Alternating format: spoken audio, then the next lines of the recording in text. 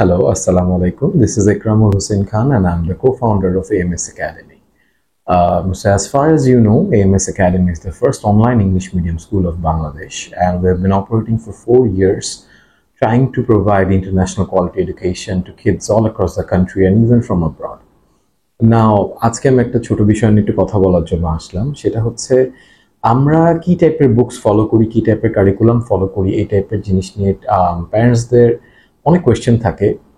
অনেকেই জানতে চায় যে আমরা কি বুকস ফলো করি, আমাদের সিলেবাসটা কিরকম থাকে, এবং অনেকে দেখা যায় বর্তমান শিক্ষা কারিকুলামগুলা অনেক কনফিউজ থেকেই তারা দেখা যায় আমাদের সাথে কম্পেয়ার করতে আসে যে ন্যাশনাল কারিকুলাম, বাংলা মিডিয়ামের কারিকুলাম, ইংলিশ ভার্সনের কারিকুলামের সাথে আমাদের কারিকুলামটা কিভাবে স্ট্যাক করে বা কিভাবে কতটুকু ডিফারেন্ট, আমরা কি টাইপের বুকস ফলো করি।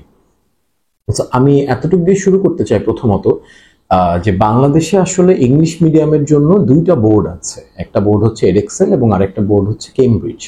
এই দুইটা বোর্ডের যে কোনো একটা বোর্ডের আন্ডারে আপনার বাচ্চা ও লেভেল এবং এ লেভেল এক্সামটা দিতে পারবে। So this is what generally we know. এর বাইরেও একটা আছে আইবি কারিকুলাম, কিন্তু এটা খুব অল্প কিছু স্কুলে ফলো করা হয়। আইবি কারিকুলামটা আমরা কাজ করছি না, আমরা মোস্টলি কাজ করছি কেমব্রিজ কারিকুলাম নিয়ে, এডেক্সেলটাও না।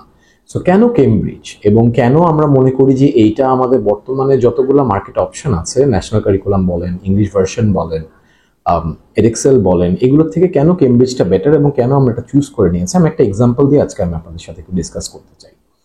সো এক্সাম্পলটা হচ্ছে, আমাদের কাছে একটা বই আছে, এটা একটা নিউ বুক, এটা নাম হচ্ছে গ্লোবাল পার্সপেক্টিভ। ওকে, এটা ক্লাস 6 এর একটা বই এবং এই সাবজেক্টটা গত বছরে কেমব্রিজ বোর্ড থেকে পাবলিশ করা হয়েছে। খুব নতুন একটা টপিক, নতুন একটা সাবজেক্ট, এবং এই সাবজেক্টটার মূল উদ্দেশ্য হচ্ছে যে আমরা বাচ্চাদেরকে কিভাবে রিসার্চ করা শেখাবো, এবং এটা যে কত ভাইটাল একটা পয়েন্ট, এটা যারা আপনারা ধরেন হায়ার স্টাডিজ করেছেন, প্যারেন্টসরা যারা করছেন হায়ার স্টাডিজ, তারা হয়তো বুঝবেন যে আমাদের ট্রেডিশনাল এডুকেশনের মধ্যে কিন্তু আমাদের কোনো স্টেজে, আপনি আন্ডার গ্রাজুয়েট বলেন, মাস্টার্সে বলেন, কোনো জায়গায় যে কিন্তু আমাদেরকে রিসার্চ করা শেখানো হয় না। সেখানে কেমব্রিজ কি করলো, তারা একটা বুক নিয়ে আসলো যেখানে তারা ক্লাস 6 থেকে বাচ্চাদেরকে রিসার্চ, অ্যানালিসিস, কমিউনিকেশন, এই জিনিসগুলো ডেভেলপ করতে হেল্প করতে চায়। সো কেমব্রিজের সিলেবাস ফলো করার একটা বড় উদ্দেশ্য হচ্ছে যে কেমব্রিজের সিলেবাসটা ওরা খুব রেগুলারলি আপডেট করে, ওরা নতুন নতুন বই পাবলিশ করে এবং নতুন নতুন সিলেবাস পাবলিশ করে, নতুন নতুন কারিকুলাম ডেভেলপ করে, এবং এটা ওভার দ্য ইয়ার্স ডেভেলপ হতেই থাকে। এমন না যে যেটা আমাদের ন্যাশনাল কারিকুলামে আমরা দেখতে পাই যে আমি একটা সিলেবাস ছেড়ে দিলাম এবং এই সিলেবাস 20, 25, 30 বছর ধরে মানুষ ফলো করবে। জিনিসটা আসলে এরকম না। It's adaptive, it changes, it evolves with time. টেকনোলজির সাথে, ওয়ার্ল্ডের কনটেক্সটের সাথে সিলেবাসগুলো চেঞ্জ হয়, বইগুলো চেঞ্জ হয়। ওকে, সো আমি এই বইটার জাস্ট কিছু কনটেক্সট আপনাদেরকে দেখাবো যে বইটাতে ক্লাস 6 এর বাচ্চাদেরকে আসলে কি কি শেখানো হচ্ছে। এই সাবজেক্টটা আমরা এখনো আমাদের ক্লাসে অ্যাড করিনি, বাট জুলাই থেকে আমরা ইনশাল্লাহ অ্যাড করবো। আমাদের টিচারদেরকে এগুলোর জন্য প্রিপেয়ার করতে হচ্ছে। সো আমি একটু জাস্ট ছোট করে বলবো যে বইটাতে আসলে কি আছে। সো বইটা দেখতে পাচ্ছেন, এটা কেমব্রিজ প্রেসের, ইউনিভার্সিটি প্রেসের বুক। আমাদের আরেকটা জিনিস আমি বলি, সেটা হচ্ছে আমরা কোনো ইন্ডিয়ান বুক ফলো করি না। যেটা আপনি বাংলাদেশে, আপনার বাচ্চা যদি কোনো ইংলিশ মিডিয়াম স্কুলে থেকে থাকে, আপনি দেখবেন যে তারা অনেকেই আছে যারা কেমব্রিজের অরিজিনাল বুকগুলো ফলো না করে ইন্ডিয়ান অনেক বুক আছে সেগুলো ফলো করে। সো আমাদের ফিলসফি খুব সিম্পল, যেহেতু কেমব্রিজের বুক অলরেডি অ্যাভেলেবল আছে এবং ওই বইগুলোতে সুন্দর করে গাইডলাইন দেওয়া আছে, আমরা সেই বইগুলোই ফলো করি। এমএস একাডেমি শেখানো হয় বাচ্চাদেরকে, সেটা নিয়ে আমি জাস্ট ছোট করে একটু আপনাদেরকে দেখাতে চাই।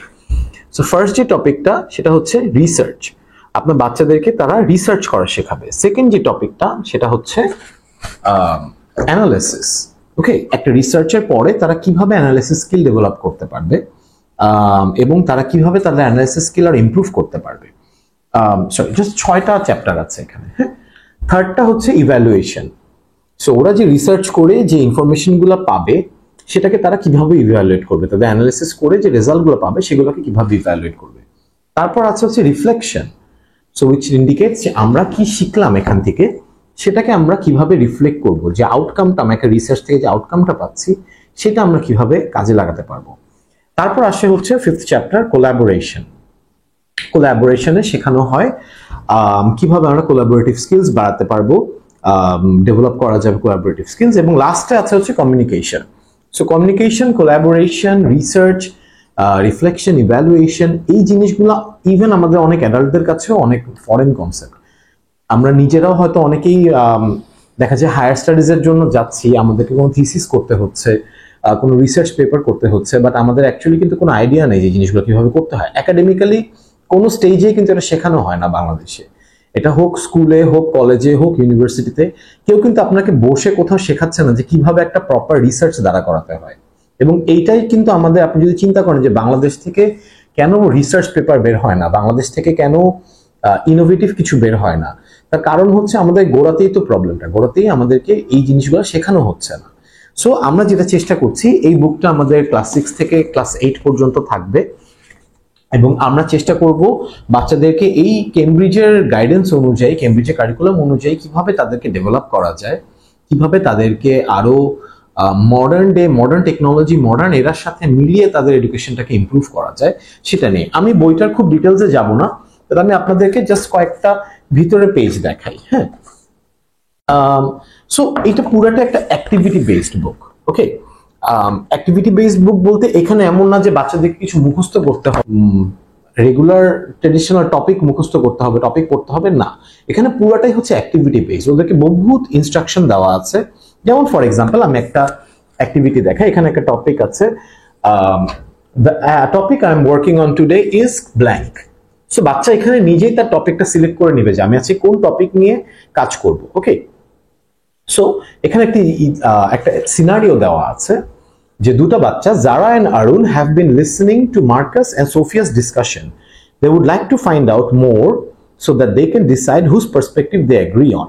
এখানে কিছু পার্সপেক্টিভ দেওয়া আছে এবং একটা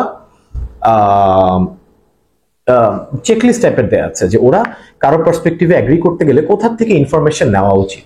local news paper, local TV documentary, other children at their school, teacher and parents at their school, text book in school library, school website or blog. So খুব সাজিয়ে গুছিয়ে একটা জিনিস আমরা কিভাবে আসলে গুছিয়ে একটা বাচ্চা রিসার্চ করতে পারবে যে কোনো একটা টপিক। মডার্ন এরাতে এসে আমরা সবাই তো গুগলে সার্চ ইঞ্জিনে যে সার্চ দিতে পারি, কিন্তু রিসার্চটা কিন্তু আমরা খুব কম মানুষই পারি। আমি বইটার খুব ইন্ডিত ডেপথে যাব না, বিকজ এই বইটা এখনো বাংলাদেশ মার্কেটে অ্যাভেলেবল না। আমাদেরকে এটা কালেক্ট করতে হয়েছে এবং আমরা চেষ্টা করবো এই বইগুলো আমাদের স্টুডেন্টদেরকে দেওয়ার। উদ্দেশ্যটা এটাই যে আমরা স্টুডেন্টদেরকে সেই ট্রেডিশনাল হিস্ট্রি, জিওগ্রাফি, যেটা আপনার গত 50 বছর ধরে আপডেট হচ্ছে না, বা একটা সার্টেন রিজনের পার্সপেক্টিভ শুধু শেখানো হচ্ছে, সেগুলোর বদলে আমরা এমন কিছু কি বাচ্চাদেরকে শেখাতে পারি যেখানে তারা অ্যাকচুয়ালি কোনো স্কিল ডেভেলপ করবে, ছোটবেলা থেকেই তাদের রিসার্চ, অ্যানালিসিস, কমিউনিকেশন, এই জিনিসগুলো যাতে ডেভেলপ করতে পারে। সো এই চিন্তা ভাবনাতে আসলে আমাদের সাবজেক্ট ইন্ট্রোডিউস করা, এবং যেহেতু একটা নতুন subject, even I am pretty sure বাংলাদেশের 95% ইংলিশ মিডিয়াম স্কুলেও এই সাবজেক্টটা এখন ইন্ট্রোডিউস করেনি, এবং তারা হয়তো করবে, বাট দেখা যায় ম্যাক্সিমাম তারা যেহেতু ইন্ডিয়ান বুকস গুলো ফলো করে, এটা হয়তো তাদের কারিকুলামের চেঞ্জের মধ্যে আসবে না। কিন্তু আমরা অ্যাজ এডুকেটার্স মনে করছি যে এটা খুবই ইম্পর্টেন্ট একটা সাবজেক্ট, যেটা একটা বাচ্চাকে ক্লাস 6, 7, 8-এ যখন রিসার্চের জন্য আপনি প্রিপেয়ার করতে পারবেন, সেই বাচ্চা কিন্তু থিঙ্কিং প্রসেসটাই তার চেঞ্জ হয়ে যাবে। সে একটা যে কোনো প্রবলেমকে দেখলে সে কিন্তু ক্রিটিক্যাল অ্যানালাইসিস করতে পারবে, সে জানবে যে আমার কোথা থেকে ইনফরমেশন নিতে হবে, ইনফরমেশনটাকে কিভাবে অ্যানালাইসিস করতে হবে, কিভাবে আমি এখান থেকে রিফ্লেক্ট করে একটা রেজাল্ট বের করতে পারবো। সো নট যে তারা এরকম যে মানুষের মুখের কথা শুনে একটা কিছু বিশ্বাস করে বসে থাকবে, তারা অ্যাকচুয়ালি রিসার্চ নিয়ে কাজ করবে। সো বইটা পুরোপুরি অ্যাক্টিভিটি বেসড, এবং আমাদের ক্লাসগুলো যেহেতু অনলাইনে থাকে, অ্যাক্টিভিটি বেসডই থাকে বেশিরভাগ ক্লাস। সো আমরা চেষ্টা করবো বাচ্চাদেরকে সামনে এই বইটা ইন্ট্রোডিউস করার। সো যে গার্ডিয়ানরা এই ভিডিওটা দেখছেন, তারা আমাদের সাথে যোগাযোগ করতে পারেন যদি এই বইটা আপনারা কালেক্ট করতে চান। আর যদি আপনারা মনে করেন যে আপনাদের বাচ্চাকে এনরোল করতে চান, অবশ্যই hour door is always open. So yeah, এতটুকু নিয়ে জাস্ট কথা বলতে চাচ্ছিলাম। আশা করি সবাই ভালো থাকবেন। Have a good day.